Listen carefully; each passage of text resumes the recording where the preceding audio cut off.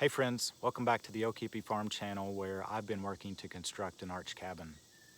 You'll recall from the previous videos that we had completed installation of both the metal roofing and the chimney, and now that the cabin was dried in, it was time to begin both the electrical and the plumbing work. With the electrical work, that was similar to the carpentry work in that I contracted that out to the local Amish community here. And I wasn't too much of a help other than digging a trench from the electrical pole over to the cabin. And then once we had that wire laid, then of course I had to fill that back in.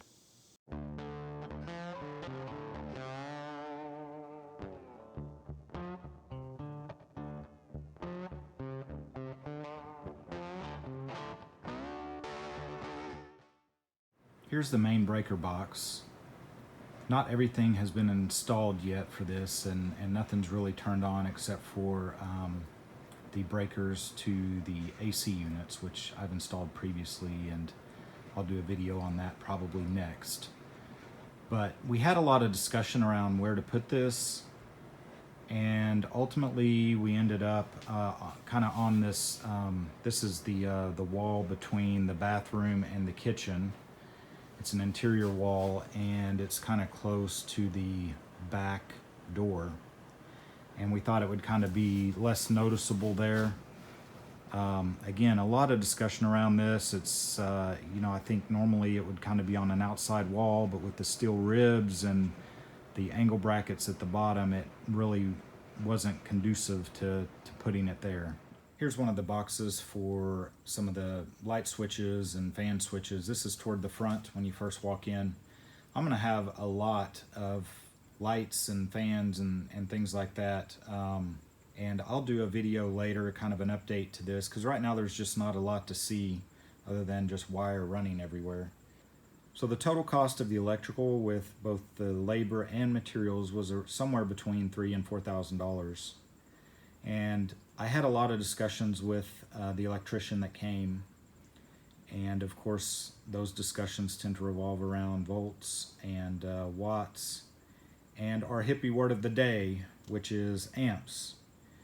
And so after all of this, you would assume that I would have some general idea as far as what amps are, but I still have no clue.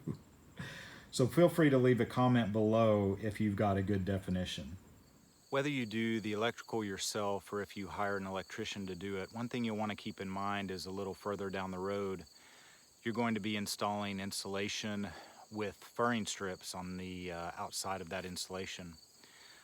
And Arch Cabins recommends that you put furring strips horizontal every 24 inches going up.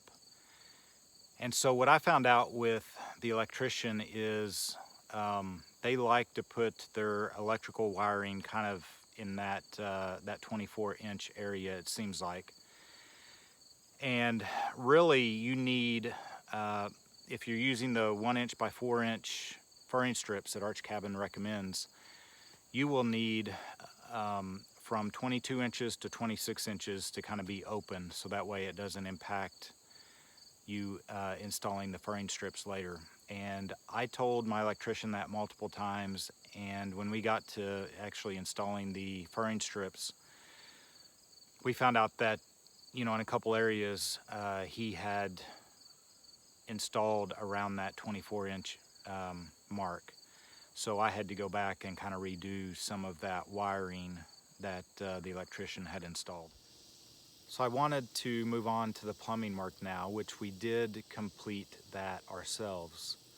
But because we were both in the cabin a lot, as well as kind of underneath in the crawl space, back and forth constantly, it was difficult to get a lot of videos of that. I did manage to get a few.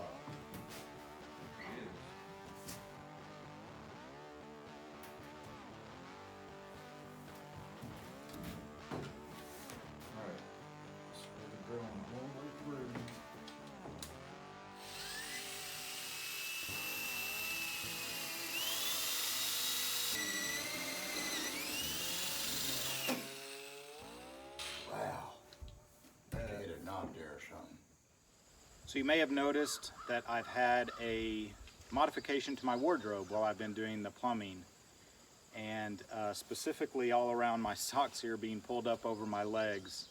I'm not trying to start a new fashion statement, believe it or not. There's actually a tactical reason for this, and I'm going to show you why. So I'm here underneath the cabin where we've been working on the plumbing, and you can see these little dots here, and they're crawling around. They are absolutely everywhere, and there's not very many right now actually, although there are in certain places. There's more of them crawling around. Those are seed ticks, and ever since we had about 3 inches of rain here a couple weeks ago, the population of these ticks has actually exploded. And any given day, at the end of the day, after we're out here working on the plumbing, I've been picking, you know, literally 20 to 30 of these off of me. And so that explains the change of wardrobe. And that brings us to our hippie word of the day, which is backwoods fashion.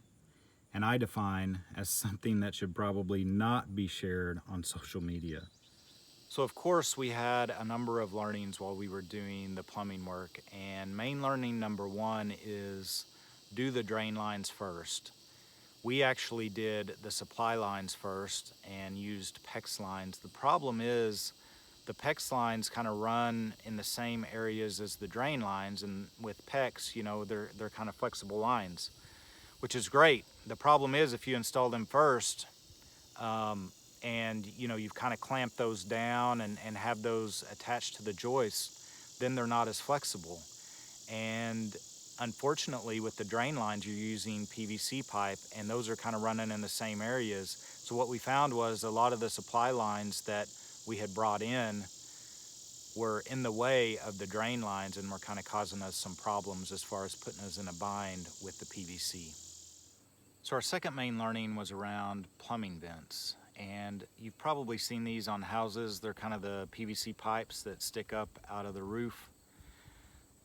And they're pretty important because I did some research to kind of understand them a little bit better, and they serve a number of purposes. Number one is to kind of prevent negative air pressure in your plumbing system.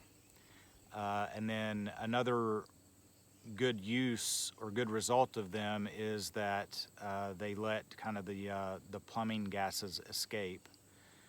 And then another one is without them, you kind of have, you can potentially have like a gurgling sound in your plumbing system as the water tries to drain out without having that air to escape.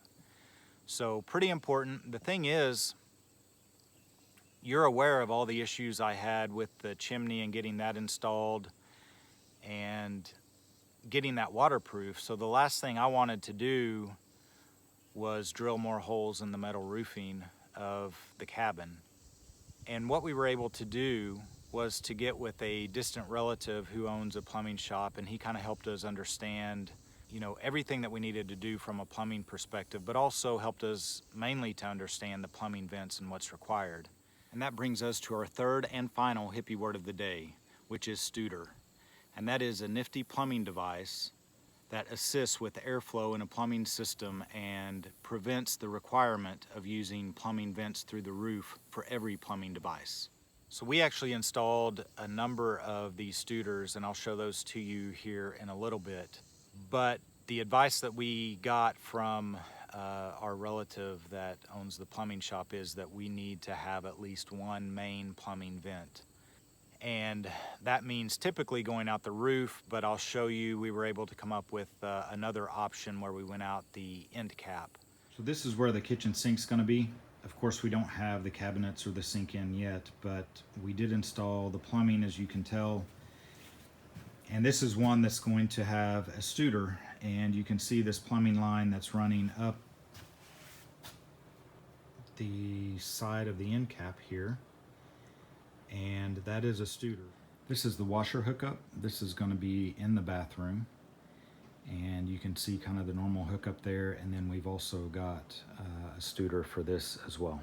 This is the plumbing for the bathroom sink, and that PVC that you see running up there, that's actually a Studer as well. So this is underneath, looking at both the supply lines for the water as well as the drains to the septic tank. Again, the supply lines were very easy. It was the drain lines that took a lot of time for us to complete and understand. This is the drain line to the toilet. This line here is actually going to be the real plumbing vent, the normal plumbing vent, and we've got that running here toward the end cap, and it meets up with the vent line from the bathtub.